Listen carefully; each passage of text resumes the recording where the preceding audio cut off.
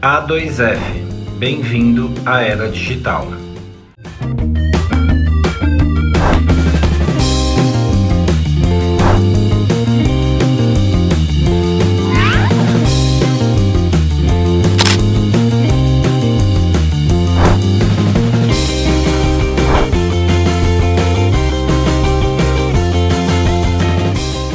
Oiê, eu sou Ju Ferreira e você está aqui comigo no programa Fala Caju, o programa que semanalmente traz para você tudo o que existe de mais doce e gostoso nessa vida. Traz qualidade de vida, bem-estar, felicidade, sucesso. E hoje a gente vai falar sobre saúde e a relação entre saúde física e saúde mental. Eu estou aqui com o Anderson do Prado Pinduca, que é personal trainer, terapeuta e psicanalista. E ele vai falar um pouquinho sobre isso, sobre essa relação aí entre o que está aqui e o nosso movimento. Pinduca, posso te chamar assim? Claro, fique à vontade, Gil. Primeiro de tudo, obrigada por você ter aceito o meu convite. Ele também foi indicado aqui pelo Gui Rangel, que aliás, Gui, beijo, obrigada pelos convidados maravilhosos que você me indica. E eu queria saber um pouquinho de você, dessa história aí, como que isso surgiu. Ju, primeiro, parabéns pelo seu programa, sensacional, muito obrigado pelo convite. Nós tivemos aí um intermediador que é o Gui, um ser humano sensacional, fantástico. Então eu estou muito feliz em estar aqui, poder compartilhar um pouquinho sobre a psicanálise e o esporte com vocês. E falando um pouquinho de mim, eu trabalho há 23 anos como personal trainer, sou formado na área de educação física e há 3 anos eu venho estudando intensamente a psicanálise. Tá. Principalmente através de uma porta de entrada que é a teoria da revolução das virtudes, do Eduardo Casaroto. Então é um trabalho dele muito bacana, que eu me identifiquei muito e eu acredito nisso, e eu uni isso ao esporte. Então, trazer para as pessoas mais uma ferramenta para que ela consiga identificar o porquê ela nega, porquê ela não faz, o porquê ela desiste dos programas de saúde, de emagrecimento, de hipertrofia, enfim, tudo que está relacionado ao esporte. Entendi. Eu sou um esportista amador, eu gosto do movimento, isso para mim é um negócio que pro dia a dia, né? Então eu sou praticante daquilo que eu prego, que eu acredito. Eu tenho 2 filhas sensacionais, que são a Cecília e a Helena, né? A Cecília mais velha, e a Helena mais nova, com 9 anos, e a outra com 11.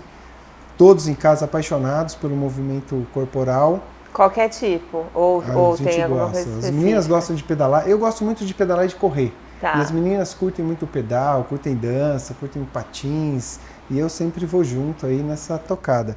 E a minha esposa, mulher sensacional, fantástica, que nessa jornada a gente também toca juntos, né? Essa questão da atividade corporal, a gente faz os cuidados com a família, os cuidados com a casa. Então é um lance bacana que eu vivo. Eu costumo dizer que o dia mais feliz da minha vida foi o dia que eu me casei e depois o dia que as minhas filhas nasceram. Que então legal. A gente tem uma relação bacana de família. Eu prezo muito pelos amigos, né? Eu acho que os amigos são, na verdade, um presente que Deus nos deu.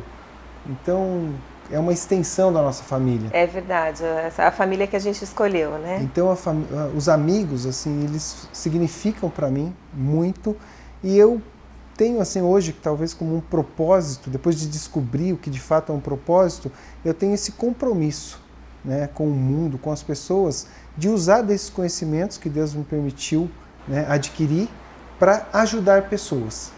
E esse viés aí da psicanálise com o esporte tem trazido assim muitas surpresas agradáveis. Muitas pessoas saindo assim de situações, principalmente psíquicas, ruins, para depois vencer o sedentarismo, a doença, as comorbidades e ter uma vida mais saudável. Então, isso que a gente quer, né? Isso que é o mais importante.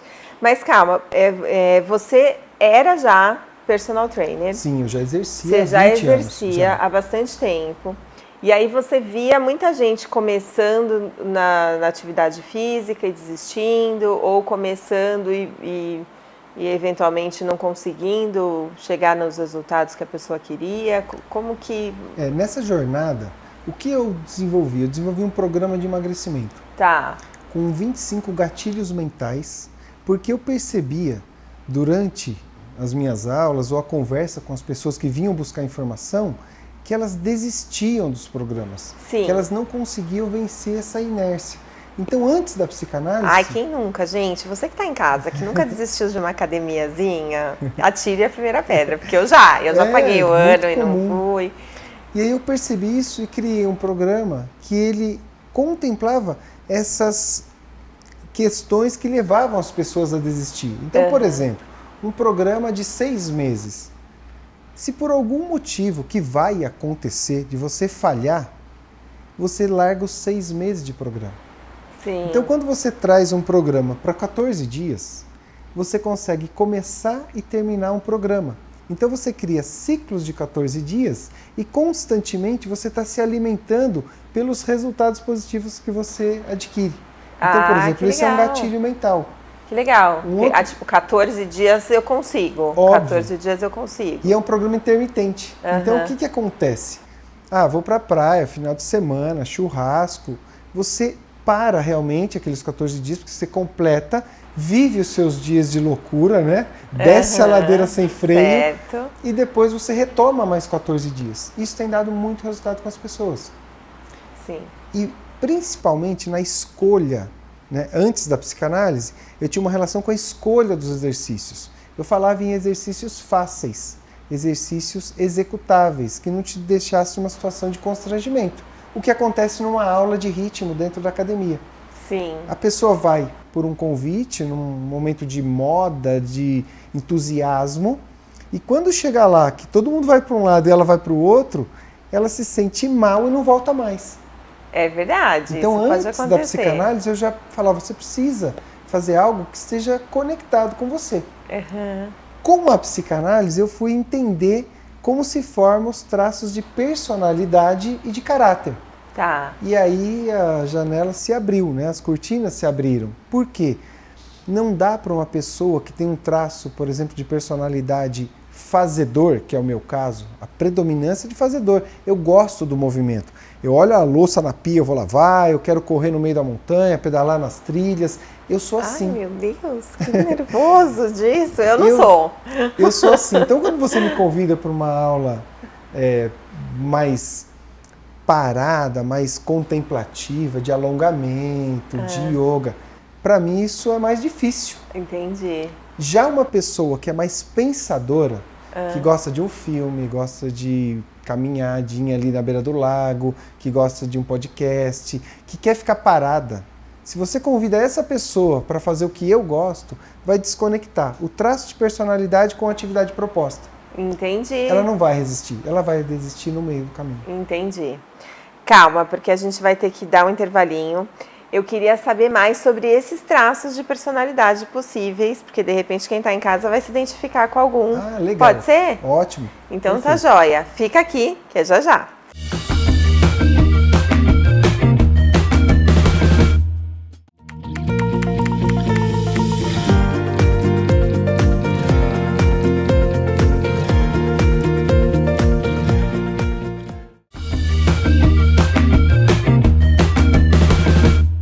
Voltamos aqui com o Anderson do Prado Pinduca, que é esse querido que está contando para nós aqui a relação entre o que está aqui na mente e o movimento.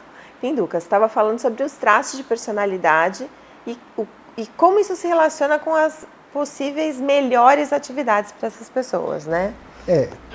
Até trazendo e reforçando o que foi falado para ajudar quem está em casa e de repente você se olhar e tentar entender. Quando você, por exemplo, o que é o sintoma e o transtorno? Tá. Se nós tivéssemos uma escala de 0 a 10, quando você está abaixo do 4, você provavelmente vai externar um sintoma, porque você não está muito aí com aquilo, você não se importa muito, é legal observar. Tá. E quando você está acima do 7, você começa a desenvolver um transtorno, uma preocupação exagerada com as coisas. Então, o ideal para nós no dia a dia é que você esteja entre o 4 e o 7. E por que eu trouxe essa tabela para facilitar o entendimento do que é um pensador e do que é alguém que tem uma predominância de fazedor? O pensador, ele é aquele que, se a louça está na pia, está tudo bem. Ela vai ficar lá. Beleza, depois eu vou dormir primeiro, vou assistir aqui um programa qualquer e depois eu resolvo. Eu vou ler meu livro, eu vou ouvir uma música. Esse é o pensador. É uma aula, para quem gosta já do movimento, é uma aula de yoga, é uma aula de meditação. Isso conecta com o pensador. Uhum. Já o fazedor é aquele que, se a louça está na pia, sai da frente que eu vou lavar. E bem resolvido, ele vai lavar. Né? Então, muitos conflitos, às vezes, dentro de casa, acontecem porque uma esposa pensadora, um marido fazedor e os dois discutindo algo que não tem como dar conexão. Uhum. Basta você entender, pô, ela vai lavar depois, ou eu lavo agora e tá tudo bem. É isso. Quem tá incomodado com a louça é você, vai lá, Cuida levanta lá, e lava. e tá aí tudo bem. você vive uma relação melhor. E na atividade física não é diferente. Tá. Então, a gente pega uma onda, nós tivemos uma onda aí de moda do CrossFit. Uhum. Tudo no mundo é bom para alguém. Tudo. Não tem nada que seja ruim para todos. Uhum. Mas se você é pensadora, no CrossFit é difícil você vingar. E é aí onde você vai e se sente um peixe fora d'água. Você vai desistir, porque a galera tá puxando ferro, suando, tira a camisa, vamos... Não é a sua praia. Não é nem aquilo. ferro. Eu não consigo entender o CrossFit. O pessoal fica mexendo no pneu, gente. Como que essa mulher vai fazer CrossFit? Não, com ela é uma caminhadinha, um bom papo, é uma aula mais tranquila. Então essa conexão, quando você identifica isso primariamente, você já sai na frente de se movimentar e se manter em práticas de movimentações corporais. Tá. E o que é interessante a gente observar? O esporte, a dança, as brincadeiras, as academias, modalidades de academia, tudo isso você pode condensar e transformar isso em movimentações corporais. Dentro da Revolução das Virtudes, que é uma linha da psicanálise contemporânea, sensacional, ela fala sobre o cuidado com o corpo. Tá. Cuidado com o corpo é proporcionar para o corpo a movimentação corporal, da forma com que você consegue se movimentar. Entendi. Então, isso fez e está fazendo muita diferença no dia a dia. Né? No dia a dia do trato com os meus amigos de profissão, no dia a dia do trato com os alunos de personal. Então, esse conteúdo, ele é transformador. Entendi. E aí, essa questão de você determinar a melhor modalidade ou o melhor jeito da pessoa se movimentar, já é suficiente para ela não desistir? Ou tem mais alguma coisa que você vê que pode ter impacto? Eu costumo dizer que essa é a porta de entrada. Você precisa achar a sua porta de entrada. Tá. E para a porta de entrada, eu sempre falo em gostar, tolerar e suportar. Tem gente que vai identificar o traço de personalidade, escolher uma modalidade, mas não gosta daquilo. Não tem jeito, eu nunca fiz, não estou afim. E aí ela vai, dependendo do nível que ela se encontra, ela vai suportar aquilo. Então, eu vou porque eu sei que isso faz bem, vamos lá. Isso. Ou você vai ter que tolerar a qualquer custo, que é a relação do médico chegar e falar, olha, você faz ou você morre. Então você fala, não, agora eu tenho que enfrentar isso aqui. Então, você escolhendo a porta de entrada, alinhado com o traço, num horário que você consiga realizar, porque a gente traz isso também. O melhor horário é de manhã, o melhor horário é à tarde. Não, o melhor horário é aquele que o seu horário tem condição de contemplar ali uma movimentação corporal. Quanto tempo? Tem gente que começa com 15 minutos, chega a 1 hora e está tudo bem.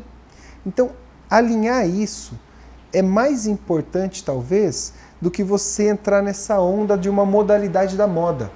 Porque é super legal, não dá para dizer que não é. Quando você entra nesse clima da galera, por exemplo, do CrossFit, a galera curte aquilo de um jeito que é sensacional, a vibração é muito boa, a energia do ambiente é muito boa.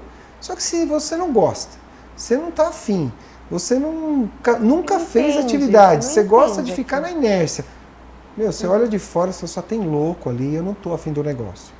E aí você acaba negando. E quando você nega o movimento corporal, você está prejudicando a sua saúde. Entendi. E muitas vezes, é bem legal a gente estender em algum momento para falar sobre os traumas que a pessoa pode trazer lá da fase de desenvolvimento oral, fase anal, fase fálico-genital, que a pessoa responde na atualidade com uma autossabotagem, mas não tem consciência, está no inconsciente. Entendi. E ela nega a atividade de movimentação. Calma, porque para quem está em casa é legal falar o que é o que é a fase oral, fase Isso, anal, Na fase do desenvolvimento, Uhum. Freud trouxe o seguinte: existe a primeira fase, que é do zero, do nascimento, até 1 ano e meio aproximadamente, para alguns 2 anos, que é a fase oral. Tá. É a fase da amamentação. Tá. É a fase que a mãe ela tem muita significância e significado para a criança. Uhum. Então, tudo associado à afetividade, ao contato com a boca, ao toque, vem dessa fase. A segunda fase, a fase anal, é a fase onde a criança começa a ter o controle fecal, onde ela começa a sair da fralda, e essa fase ela também tem o reconhecimento do pai, e o pai é o principal símbolo da proteção, e é a fase que está associada ao movimento corporal, à percepção de correr, se equilibrar, tocar. Então, se ela teve uma falta, ou se ela percebeu uma falta nessa fase, ela pode trazer para a fase adulta e negar o movimento. Vou te dar um exemplo. A criança começa a andar nessa idade, e aí o pai, a mãe, o cuidador dá um gritão assim, ó: cuidado, você pode cair e se machucar e pode morrer. Se naquele Nossa, momento, tadinho, nessa pressão, o inconsciente fixou, Guarda isso. entendeu que o movimento corporal leva à queda, a queda leva a se machucar, e se machucar pode levar à morte, e a morte é uma necessidade primitiva do homem, é se manter vivo. Se você levou ele para próximo da morte no seu inconsciente, ele vai negar a movimentação corporal e vai passar uma vida negando. sem saber. Sem saber. E como que nega? Através da racionalização.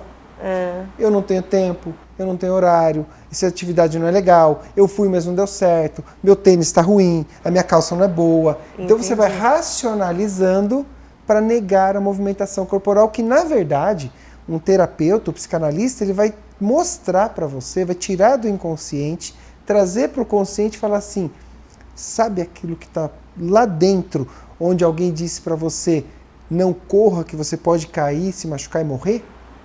Você é um adulto. Hoje isso não vai acontecer. É isso aí. Calma, a gente precisa fazer mais um intervalinho, mas eu adorei essa parte do trauma. Eu quero saber como que é o seu trabalho para desbloquear esse trauma. No próximo bloco, pode ser? Que legal, claro. Então tá joia, fica aqui.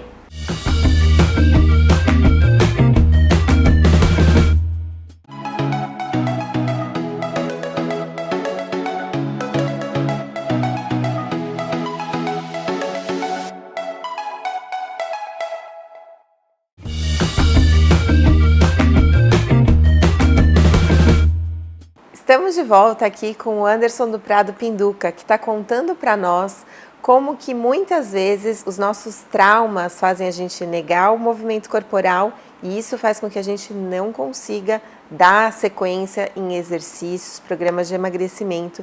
E isso é muito importante para a nossa vida, especialmente nesse momento que a gente está vivendo, né, Pinduca? Nesse momento de pandemia, né, de afastamento, é óbvio, nós tivemos muitas dores, né, com perdas de pessoas, Sim. entes queridos, mas nós também tivemos uma abertura para o novo.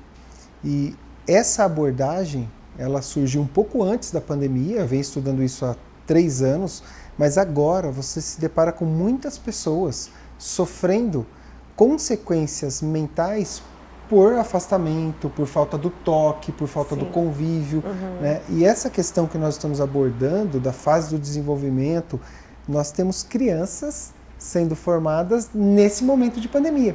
Então, lá na frente, essas necessidades podem aflorar, e é legal o pai ter essa consciência para buscar ajuda profissional, para tentar melhorar a saúde mental da criança, que na ocasião poderá ser um adolescente, um adulto, assim por diante. E aí me fala um pouquinho mais de como é o seu trabalho de verdade, porque você estava falando sobre essa questão de descobrir os traumas nas diferentes fases e como isso realmente afeta essa questão do movimento, né, e da saúde física, inclusive. fechando, concluindo a terceira fase do desenvolvimento, é a fase fálico-genital, que é onde a criança, a partir de uns 3, 4 anos, até 6 ou 7 anos, começa a perceber os órgãos genitais, ter prazer, ela começa a sair e ter contato com a sociedade, é a hora que ela vai para a escolinha, para a rua, para a religião, para a igreja, para o culto, seja para onde for, e começa a perceber o outro. É aquele momento dos porquês e o momento que o filho quer dormir entre o pai e a mãe. Porque aquela intensidade na percepção sexual. E olha que interessante, falando em trauma e já te explicando para quem está nos acompanhando. Essa fase, ele começa a perceber que o corpo é importante para que ele crie os vínculos sociais. Na brincadeira, se ele for mais ágil, mais esperto, ele começa a ter um espaço garantido.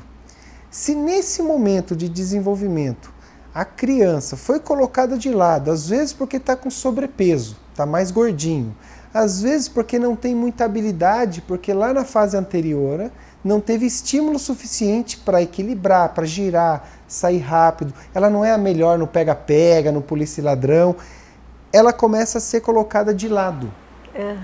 Quando ela percebe isso, ela começa, por consequência de ser colocado de lado, desenvolver seus mecanismos de defesa. Se eu fui e não fui bem recebido, eu me afasto e aqui eu estou no meu mundo, estou legal. Como que você vai levar esse adulto para uma academia?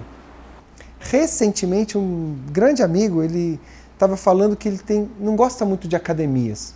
E nós estávamos conversando informalmente. E eu fui investigando, que é instinto, né? Agora é instinto isso. E aí ele disse o seguinte, cara, eu não gosto de onde tem muita gente. E investigando, ele me disse que quando ele era criança, nessa fase de 6 anos, ele era muito excluído porque ele era gordinho. Então, estar junto com pessoas, para ele significava a dor da exclusão. Então ele ia correr sozinho, pedalar sozinho, mas não curtia o ambiente que tinham mais pessoas que podiam, na imaginação dele, avaliá-lo e colocá-lo de lado. Rejeitá-lo. Então, só essa informação, que para ele não é só, ele entendeu e falou, cara, eu vou experimentar com essa visão de que as pessoas estão lá e não estão lá para me excluir. Sim. E esse menino, ele começou a desenvolver academia, faz, curte, dentro do que ele pode produzir, hoje ele gosta do ambiente com mais pessoas, porque ele não tinha consciência. Era o inconsciente. O inconsciente, ele é atemporal, ele é ilógico, ele é imoral. Então, o trauma dos 2 anos de idade, ele presente. Traz para cá, está hoje aqui conosco, aqui com e está lá. Então, ele vai transitando e nós vamos sofrendo as consequências. Né? E descobrir isso é diferencial na vida das pessoas. É um detalhe, mas é um detalhe que transforma. Sim, um detalhe que faz toda a diferença. Antes de começar a se movimentar, ele precisa vencer esse trauma. Então, no processo terapêutico, a pessoa descobre, e aí o programa Preparação de Corpo Inteiro apresenta para a pessoa o programa de atividades dentro de tudo isso que nós falamos, e ela acha uma porta de entrada. E aí a coisa começa a fluir, a coisa começa a andar, e ela sai da situação de inércia, vencendo aí obesidade, problemas oriundos do sedentarismo, como pressão arterial, colesterol alto e assim por diante. Pinduca, então antes da gente terminar, eu queria muito que você deixasse uma mensagem para quem está em casa, falando um pouquinho sobre tudo isso que a gente conversou. Olha, é um prazer enorme poder compartilhar e passar para você a seguinte mensagem. Mesmo você que está nessa condição, às vezes, de menos movimento corporal, ou de sedentarismo, ou que está com sobrepeso, se você já tentou uma série de situações e não conseguiu, aproveita esse conteúdo, lembra que o seu traço de personalidade, a atividade mais fácil, pode ajudar você a dar início à sua movimentação corporal. Procure um profissional habilitado que saiba te ajudar para que você vença esse sedentarismo e tenha uma vida melhor, uma vida mais saudável. Essa é a mensagem que eu deixo de coração para cada um de vocês que estão nos assistindo. Maravilhoso. A gente já vai ter que encerrar. Eu queria ficar aqui mais uns 3 programas seguidos falando com você. Então, já quero te convidar de novo para poder fazer a minha terapia aqui ao vivo. Que legal. Muito obrigada. E a gente vai colocar o seu Instagram aqui. A pessoa consegue seguir tudo por lá e conhecer mais sobre o seu programa e todo esse processo terapêutico, certo? É isso aí. Os canais Anderson do Prado Pinduca, você tem muita informação gratuita sobre isso. Isso é um dos meus propósitos, então a pessoa vai encontrar muita coisa bacana. Eu quero aqui agradecer a oportunidade de bater esse papo com você e com você que está em casa, porque é sensacional a gente poder compartilhar dos conhecimentos para ajudar o próximo. Isso fala comigo, isso conecta comigo. Muito obrigado, Gil. Eu que te agradeço, Pinduca, e agradeço a quem está aqui nos assistindo.